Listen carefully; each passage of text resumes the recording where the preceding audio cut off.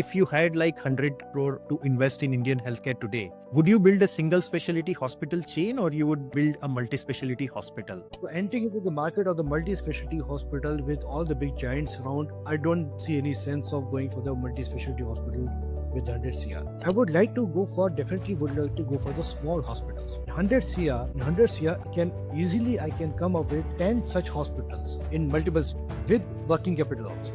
ROI, return of investment within 18 to 20 months. That is possible with a single specialty. With the multiple specialty hospital, 100-bed hospital may take 5 to 7 years. On one side, we have ECHS, we have CGHS. A lot of healthcare funds are going towards CGHS, ECHS. For whom? These are the people who are having good salaries. These are the people who are financially secure people. On one side, we have Ayushman, where we are asking people, if you have a gas connection, you are not eligible. If you have a two-wheeler, you are not eligible. On one side, we are asking these questions to the general public, to the poor people. And on one side, we are giving this free treatment to those people who are in luxury cars. Maybe they live in bungalows, they have farmhouses, and they are also getting free treatment. So, what is better for a doctor in India today? Working in corporate hospitals or starting and running their own clinics and hospitals? There's a lot of exploitation which is happening with the mid-level doctors. When we say mid-level doctors, means they are post-MCH, post-DM 10 years, 15 years. MCH and DM means already 12 years, 13 years are gone. After that 10 to 15 years, you are nowhere actually. Nobody knows you, right? Because one head is sitting there. Let me tell you very frankly, for all the doctors who are listening this, if you are starting your own setup, if you are entering into the entrepreneurship, you have to know each and every aspect of the hospital. If the medical colleges start also having some kind of programs which are revolving around business and finance, I think then as a nation we would see more risk-taking doctors who would set up their own clinics and hospitals. If you look at the investment side, right, when you talk about investment, what investment is happening nowadays? In the last 5 years, it's just the mergers and acquisitions happening. I don't see any investor coming up with something new. The investor don't understand that the risk, whatever risk has to be taken, we have already taken that risk. It's not a risk of 2-3 years. It's been 15 years we have been taking the risk of developing this property. So whenever I used to go to doctors and I used to tell people that I'm a pain specialist, I learned these techniques from this place, that place, people used to consider that, oh, okay, so you are a physiotherapist? No. I said, no, I'm not a physiotherapist. Okay. I do pain intervention. Okay, pain interventions. Ideally, the large tertiary care has to be reserved for more complex cases. Exactly. Welcome to Nevig Health Podcast. At Nevig, we discuss about various facets of the Indian healthcare ecosystem, ground level challenges and opportunities directly from operators and leaders working in hospitals, pharma, and medtech companies. I am Chirag Kumar, and today we are joined by Dr. Major Pankaj Surange, a remarkable healthcare entrepreneur whose journey is truly inspiring. Dr. Pankaj is the CEO and MD of IPSC Pain and Spine Hospitals, a state-of-the-art center of excellence for minimally invasive pain and spine procedures. His path to becoming a pioneer in pain medicine began in the Indian Army, where he served for 5 years until 2003. After specializing in anesthesiology, Dr. Pankaj identified a critical gap in patient care and ventured into pain medicine when it was virtually unknown in India. Today, with nearly 18 years of experience and having treated more than 40,000 patients, he leads a NABH accredited hospital while serving as a key figure in multiple pain medicine organizations. One key milestone during his role as honorary secretary of the Indian Society for Study of Pain worth mentioning is his personal effort that helped get pain interventions covered as part of insurance. In today's conversation, we will discuss the dynamics of single specialty versus multi-specialty hospitals, the challenges of healthcare insurance in India, and what it takes for doctors to become successful healthcare entrepreneurs. Get ready for valuable insights from a true pioneer in Indian healthcare. Dr. Pankaj, welcome to the Nevig Health podcast. We look forward to having a wonderful session with you to discuss various aspects related to the Indian healthcare ecosystem, and specifically the dynamics of building and running a single specialty hospital versus large multi-specialty hospital. Over the next 45 minutes, our goal is to gain insights into your incredible journey of building the Intervention Pain and Spine Center, IPSC, which today stands as one of the India's leading centers of excellence in pain and spine interventions. We will begin by exploring what inspired you to specialize in this niche but impactful field of pain medicine and how you have seen it evolve in India over the last decade and a half. From there, we would move into broader discussion around the role of single specialty versus multi-specialty hospitals, the challenges and opportunities in Indian healthcare policy and insurance, and your thoughts on empowering more doctors to become healthcare entrepreneurs. We will certainly have our audience, which includes clinicians, healthcare professionals, and aspiring entrepreneurs. Everyone would take away a lot of valuable learnings from your experience. Thank you again on behalf of the entire NEVIC team for joining us today. Welcome, Dr. Pankaj. Let's get started. Thank you, Chirag. So, Dr. Pankaj, you have been one of the pioneers of pain medicine in India. What inspired you to specialize in this field? Would love to hear your journey of building IPSC, which has grown into one of India's center of excellence for pain medicine and spine interventions. Yeah, so Chirag, this journey of adopting this specialty in India, this all started after completing my specialization in anesthesiology. After that, I joined a spinal injuries hospital in Delhi. So there, I always wanted to become a surgeon. I always wanted to be a primary clinician. But unfortunately, because of my deployment during my army days, I was in army for 5 years. And which year During- was that, Dr. Pankaj? Which year was it? Yeah, this was 2002. This was 2002. So I was thick into Op Parakram. So if you remember that Op Parakram was there after this parliament attack. Yes, yes, yes. So I was deployed there in a counterinsurgency area.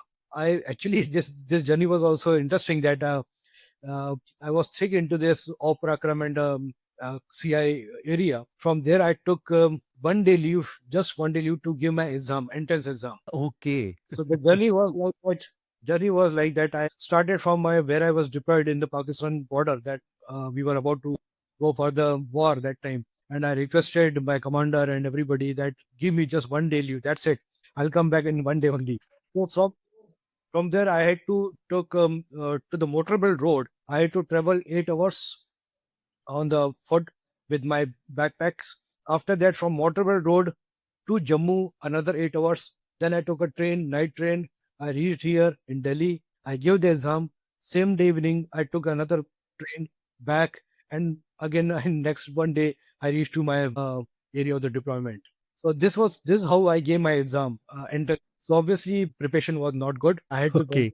I had to compromise with my specialization also. So I got anesthesiology, so I took the anesthesiology. Do you regret it now, or I mean, it was a No, I blessing in think- disguise, you would say? I would say that it's not a regret, because anesthesiology is a very good branch that actually gave me a complete horizon of the entire medical system. Because anesthesiology is one branch which basically looks after every field, right? As an anesthesiologist, you deal with every kind of surgeries, and you are in the core areas of the hospital, critical care Yes. and operation theater. Yes. That actually gives a lot of confidence in understanding the ecosystem of the entire hospital system. Hospitals. Got it.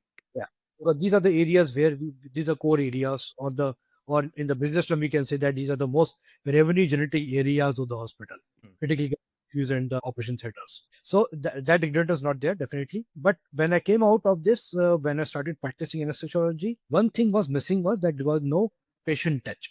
Direct patient touch was not there, because we are in the operation theaters, and most of the patients like come for the anesthesia, and we don't interact with the patient, right? So that part was missing. So I decided that I should go for something where I have a direct interaction with the patient, where I'm treating the patient. Right. This was a thought process that time. So I was searching some specialty, where I should go for the after when, where should I go? So this pain medicine was just coming up in India. It was not there actually in India, but was doing really good in other countries like USA and Western countries. They were really doing good at that time. I'm talking about 2006 and 7. So this is what the branch I started finding about how to enter into this branch. And since I was working my first job was with the Indian Spinal Injuries Hospital, I saw a very big gap in the management of the patient. Patient comes, and then suddenly we just talk about the surgeries only, directly to the surgeries. Nothing in between, because that was a big center with a rehabilitation and a surgical center. But the big gap was there, where many patients who do not actually require surgeries. We can do a lot of things, and with the interventions, with the small, and that time also this interventional cardiology was also coming in a big way. So we saw we had an experience of intervention cardiology also. That most of the cardiac surgeries that time we were avoiding with the angioplasties and angiographies, right? With the balloon. So now so we know that by interventional cardiology we are able to avoid 90% of Yes. the surgeries. Right? Cases, yeah. And it was again in the infancy stage, but yes, it was coming in a big way. So this is what thought that I should focus on something where I have my own patients, where I can do something for the patient, and I can fill this gap, bridge this gap, where we have like consultative management and straight away we have surgeries. There's a big gap in between. It's called intervention pain management. So this is why I'm entering into this field. So I started searching about where I can go for my training, where I can learn all these techniques. So this is how I started venturing to the different countries first. So that was the idea behind selecting this branch. Wonderful.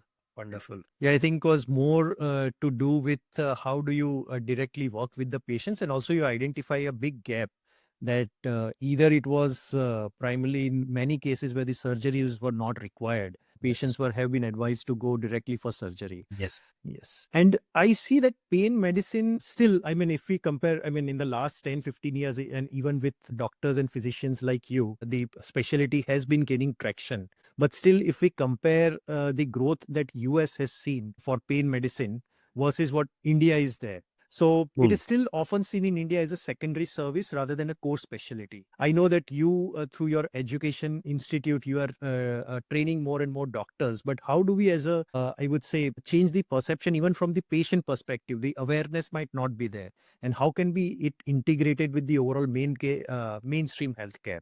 So, any thoughts you have on how do you see the pain management or pain medicine evolve in the next a decade or so for the Indian ecosystem? Yeah, Chirag, this is very true. What you said is that uh, it's been considered as a supportive kind of therapy, or you can sort of say a second supportive kind of specialty. That was a perception which was there. Definitely, it was there.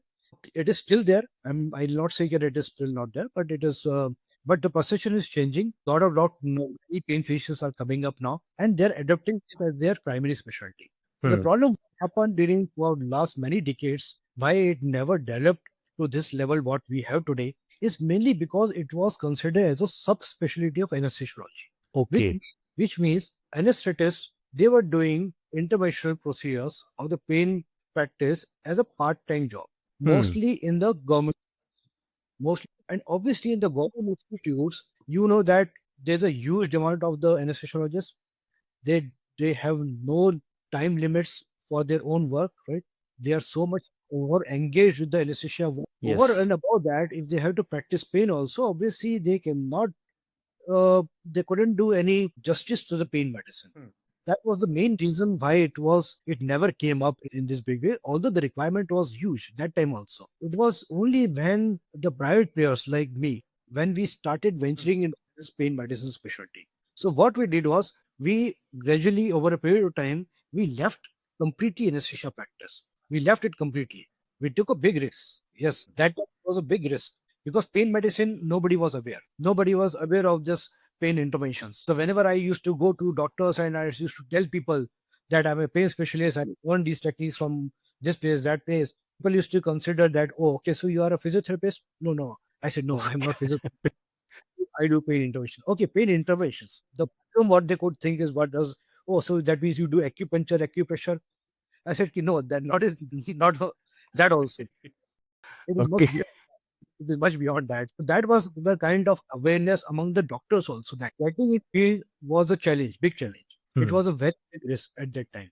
So And almost this was for 15 years back. You started IPSC almost 15 years or more than 15 years now. I started when I did my fellowship from Budapest, Hungary. After that, when I came from there, and then I started this IPSC. Actually, IPSC name I gave IPSC because I saw that pain should be there. Intervention is my focus, and Hmm. spine is one thing which I want to specialize in pain. Okay. That's Okay. why this one interventional pain and spine center.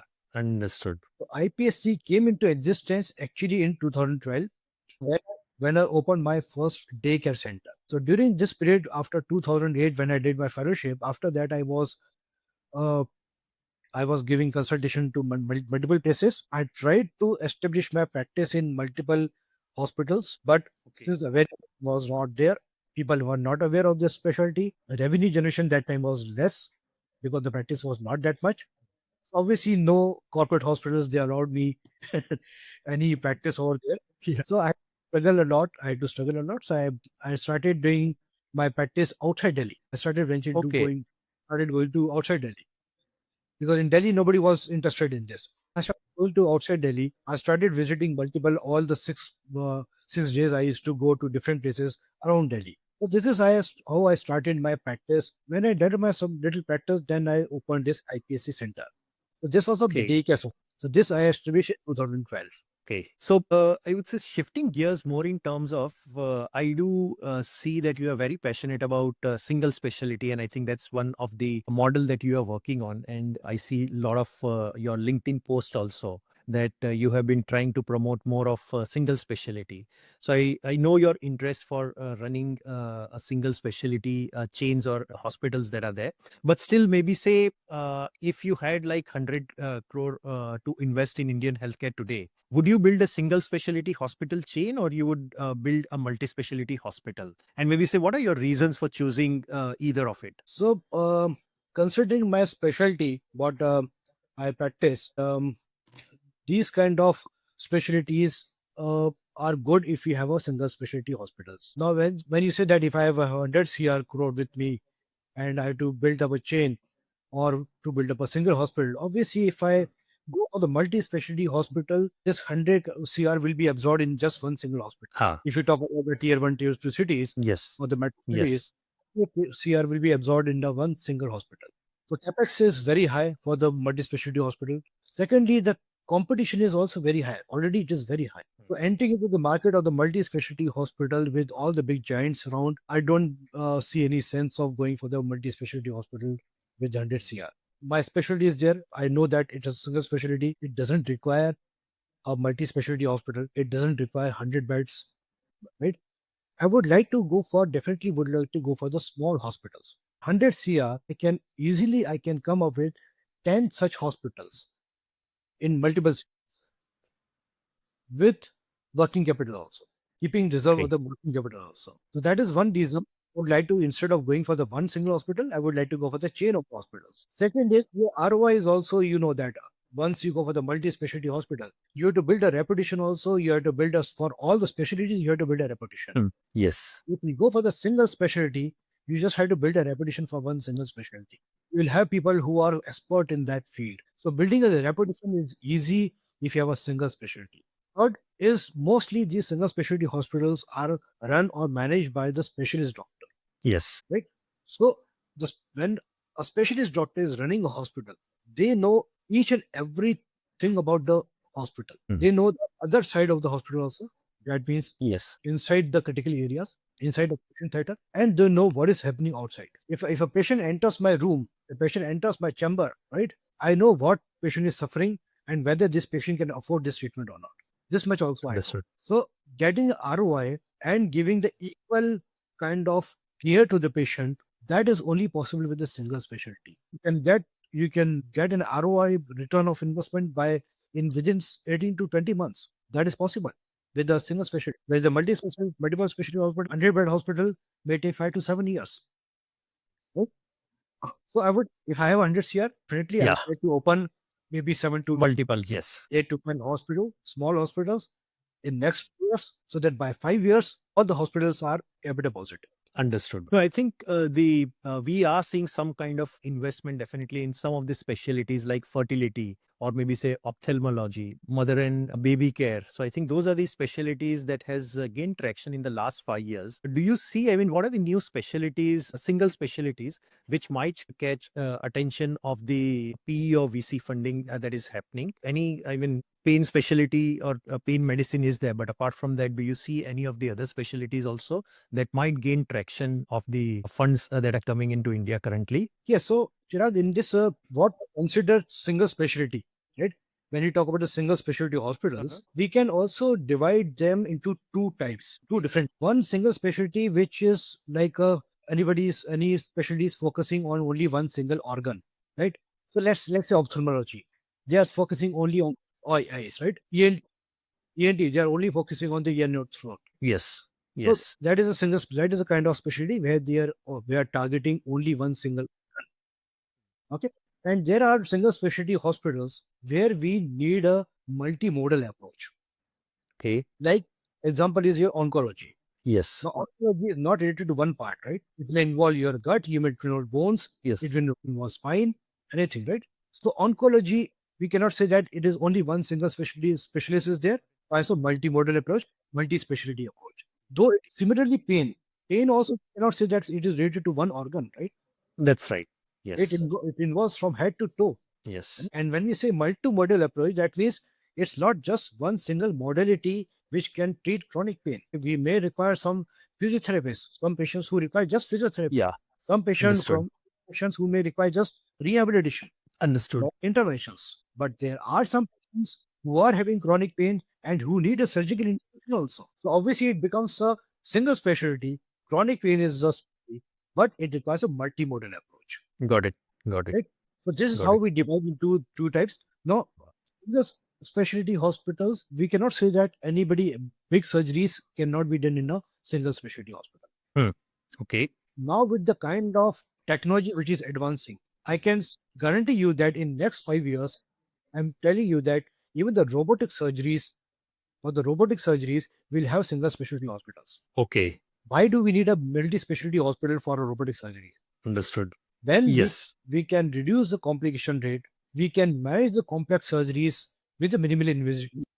Why do you need a specialty hospital for that? So even the robotic surgeries in some specialties, they will come up with the like spine surgeries.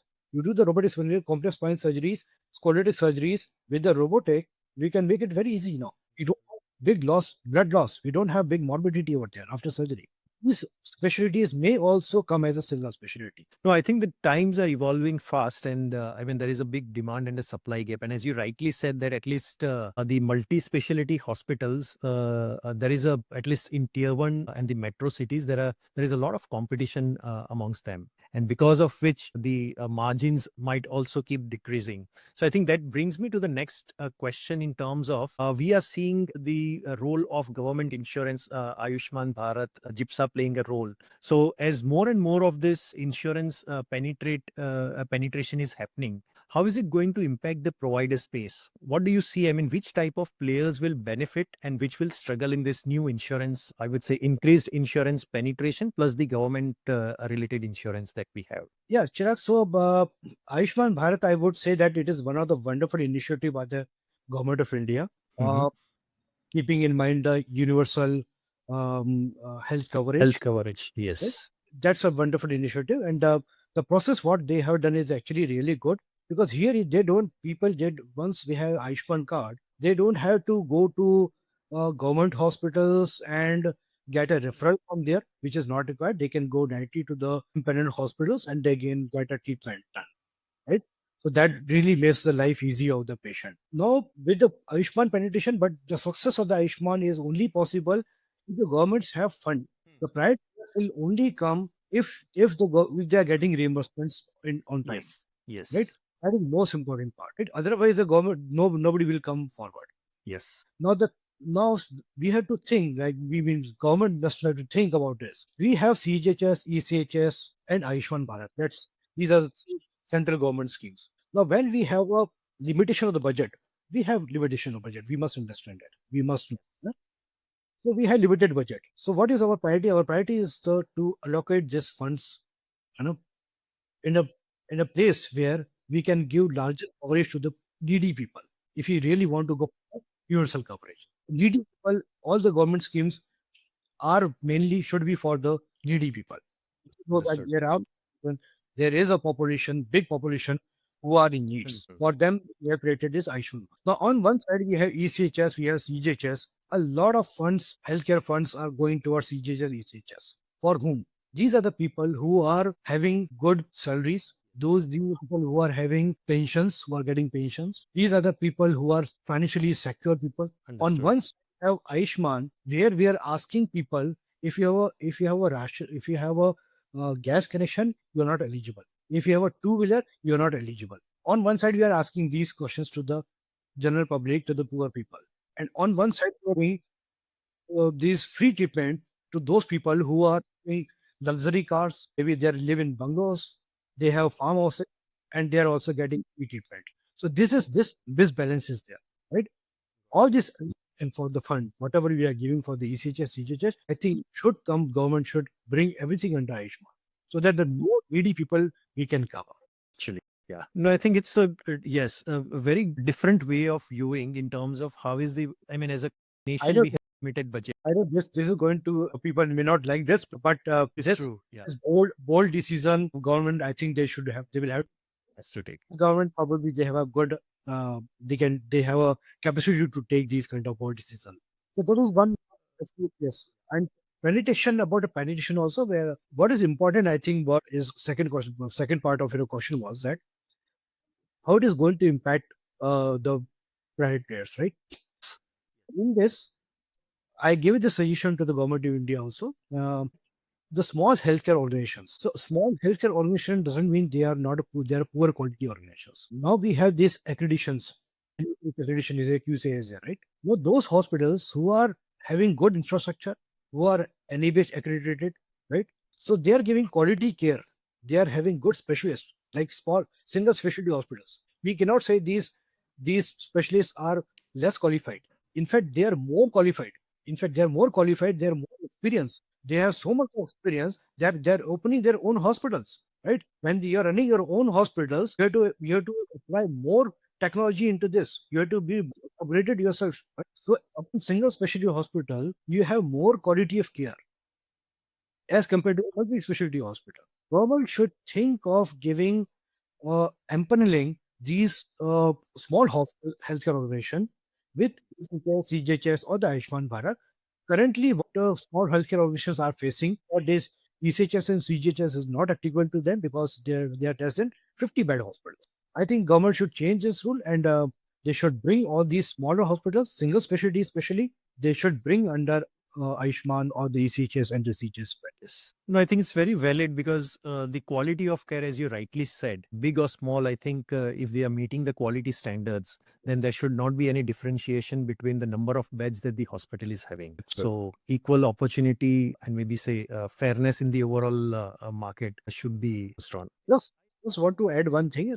When you talk about the number of beds, now as we are going towards a more technology, less invasive treatments, bed requirement is actually less Less nowadays. So we should not Got it. see that if it is a 50 plus bed or 100 plus bed hospital, it's a good hospital. If it is a 25 bed hospital, it's a smaller. It's not a good hospital because we don't need that kind of beds. Because whatever we do, like in pain, right? We do disc decompression, discectomies.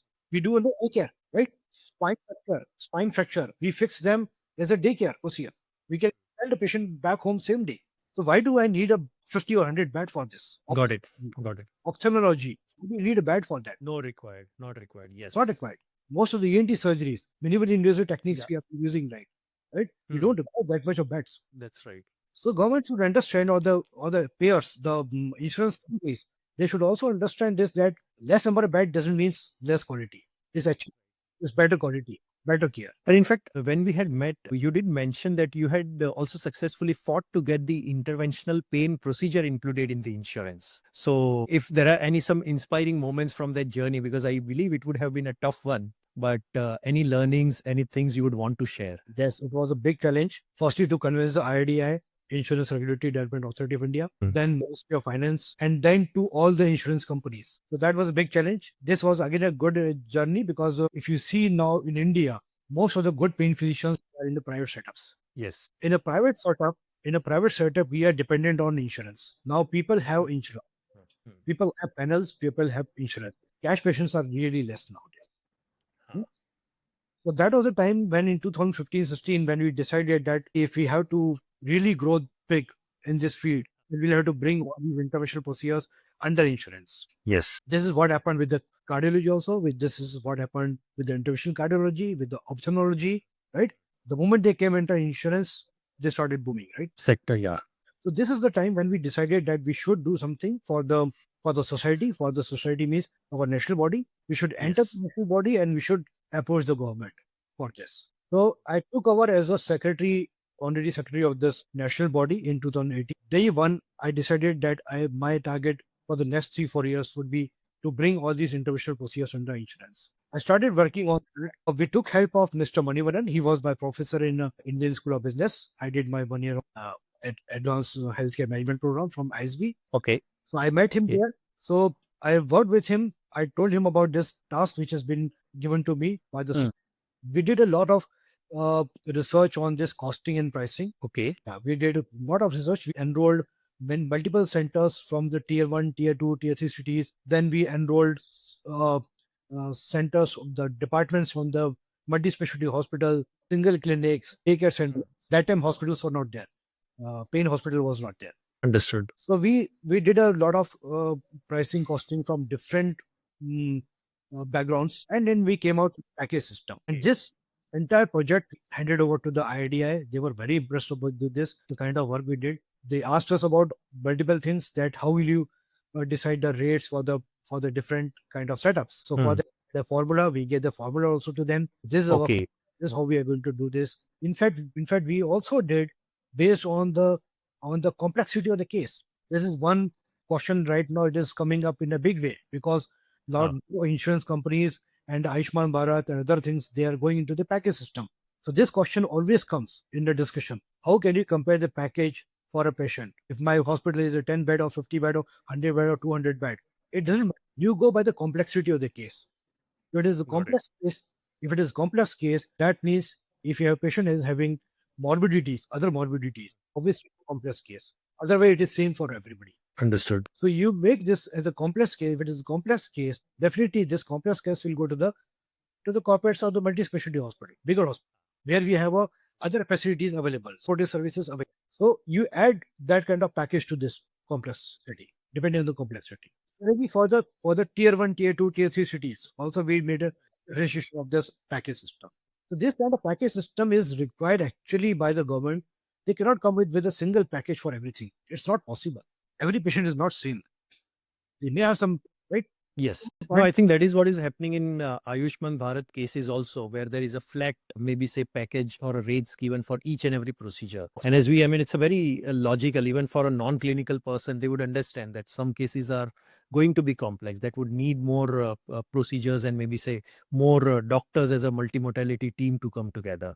So I think that's, I think the sooner government tries to implement this complexity of the case into the package system, that would be helpful. Else, I think the fights between the insurer and the hospitals would continue. Absolutely.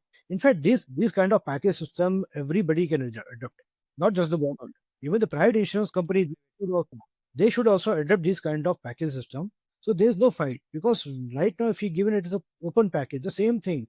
If you look at this any surgery, let's secondary care surgeries. In fact, smaller hospital versus big hospital, my argument would be it is better to give these kind of secondary care surgeries to the smaller hospitals.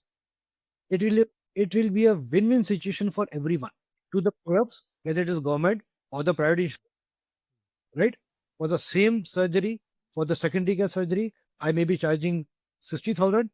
Same multi-specialty, bigger corporate hospital, they are charging 2 lakh rupees for that.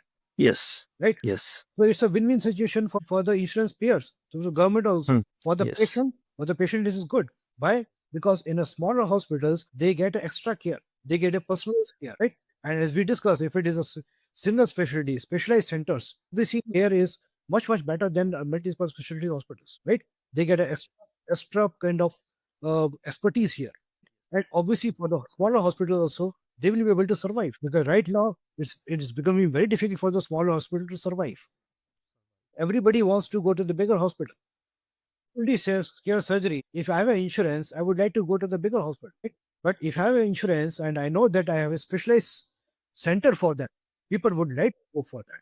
So that's how the single specialty hospitals, they have a major role, big role. No, I think that is what in the last few years, what has happened is a lot of the investment has gone into large multi-specialty hospitals. Ideally, the large tertiary care has to be reserved for more complex cases. Exactly.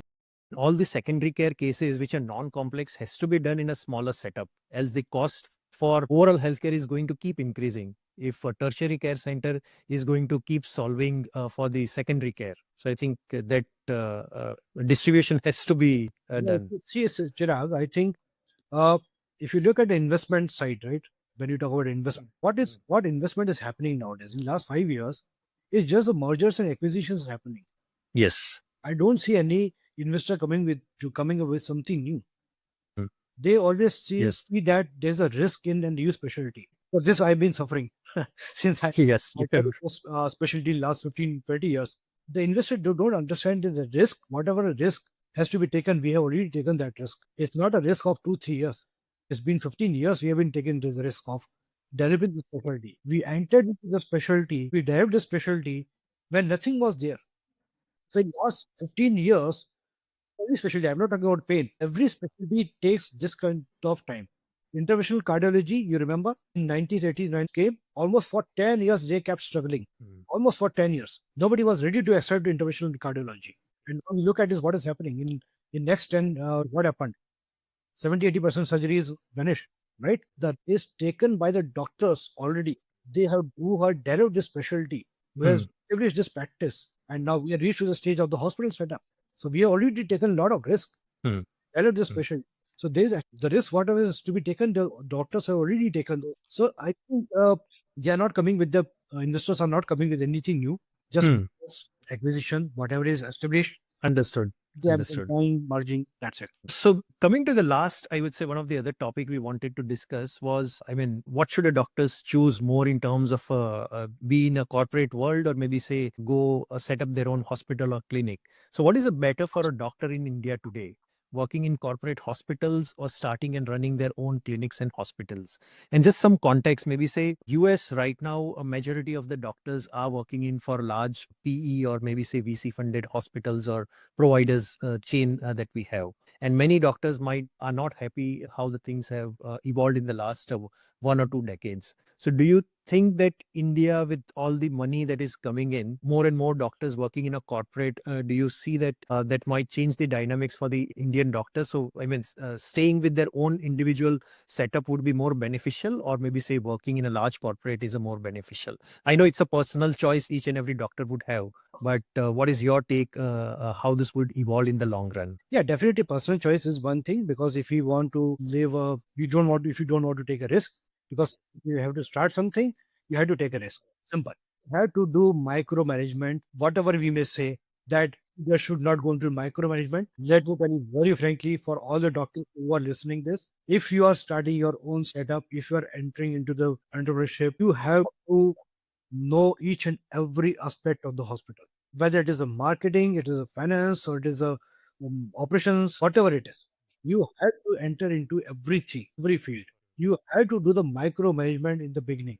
If you don't do, not you cannot create a atmosphere in your own setups, right? So you have to do everything on your own. You must know at least. Okay? Then only you'll be able to get it done from your managers. It's not true that we should be sitting as a CEO and we should leave everything on the managers. This is not a good idea. Coming to your main question is that whether doctors should go enter into this entrepreneurship when they should open their own setup or not. It actually depends on personal choice. That is one thing, and second is depend on the specialty also. There are specialties which are dependent on the multi-specialty, right? Where the multiple specialists are required for that kind of particular specialty. Let's say take an example of the transplants. Transplants obviously we cannot do in a specialty. There are multiple such specialties which are there. Gynecology, with pediatric, yes, we can do, but then dependent on those, right? Like oncology, oncosurgery. I cannot sit alone and I can do it, right? I need multiple specialists for that. Okay, so I'm an oncosurgeon. I want to work in a single specialty onco center, but it has to be a good corporate hospital setup. Depending on the specialty, also it depends. But now, as we are moving towards most of the specialties, as moving towards the minimally invasive techniques, okay, so there is a good scope of opening their own hospital, and like as you mentioned, that single specialty, right? So this is a very good opportunity for the doctors who are actually really doing good in their clinical work. They should think of coming out of the corporates and they should start opening their own setups.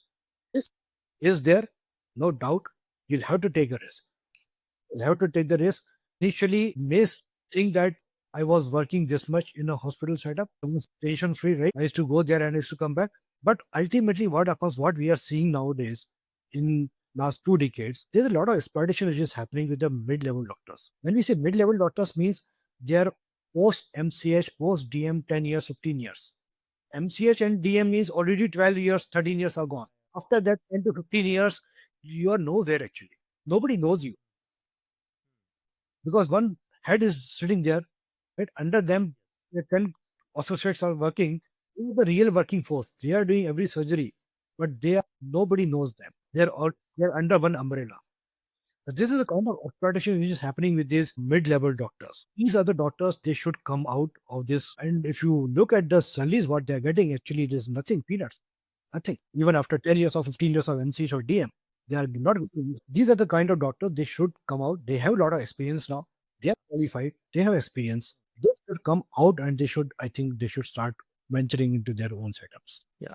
So I think if maybe say business, finance, leadership is taught in medical colleges, because I know it's all clinical studies that happen. And right now we are seeing that some of the doctors are going for some kind of a management courses. But say, for example, if the medical colleges start also having some kind of programs which are revolving around business and finance, I think then as a nation, we would see more risk-taking doctors who would set up their own clinics and hospitals. Yeah, true, very true. Like we have when we study MBBS, right? So we have all the subjects. During our studies, we usually start inclining towards one subject. Yeah, this is subject I like this subject, right? So this is how we start inclining towards one specialty. So if we have this opportunity to learn the management side of the healthcare management side also. So during MBBS time also, you may find that some people may think that, oh, this clinical work is not good for me. I would at the management. I'm lacking this subject. So they have the opportunity to progress or take the specialty of the healthcare management also. So in this way, definitely we will have good number of doctors who will be taking this healthcare management. But the flip side of this is once you come out of the medical graduation and immediately if you enter into the healthcare management, uh, that may not have any that big impact compared to compared to anybody coming from the different other non-medical uh, because they do not have as a medical student they do not have the exposure of the functioning of the hospital, whereas a specialist doctor when they enter into this management and when they start their own hospitals they are at a very like a at an advantage because now they know the each and every functioning of the patient. Each patient, when patient enters the hospital till the time patient goes out of the hospital, the management is required everywhere. Right? Adding the patient, marketing, managing the patient, clinical side. You're a specialist, you know every aspect of this healthcare management. And you know the other side also, inside OT. It makes a lot of difference actually. You, if I know that this is a cash patient, this is a package patient, I'll be careful in using some unnecessary disposables. So I can start managing a patient in that manner also. Understood. These kind of advantage will be there with the specialist if you are a specialist doctor. But yes, if somebody is doing MBBS and that person thinks that I should go for the management, this opportunity will be there to them if we have a inclusion of this healthcare management as one of the subject in during the MBBS. Got it. Yes. So, Dr. Pankaj, I think these were the questions we had for you. So, again, we thank you so much from the entire Navig team. We wish you and IPSC team all the very best. So, again, if you want to highlight anything specifically which we might have missed out, happy to hear that. Definitely, I'm very excited about the single specialty, as you all mentioned. You're seeing my LinkedIn post also on this. Definitely, whatever we discuss is not just for the one single specialty. That is actually, if you look at the horizon, if you look at the broad spectrum of this healthcare department all over India, I think whatever we discuss that will be applicable to all over India for all the specialties. Yes. If we have this kind of, if we have some, like one thing I would like also wanted to say here regarding the role of the national bodies and the societies. Every specialty they have their own national bodies, right?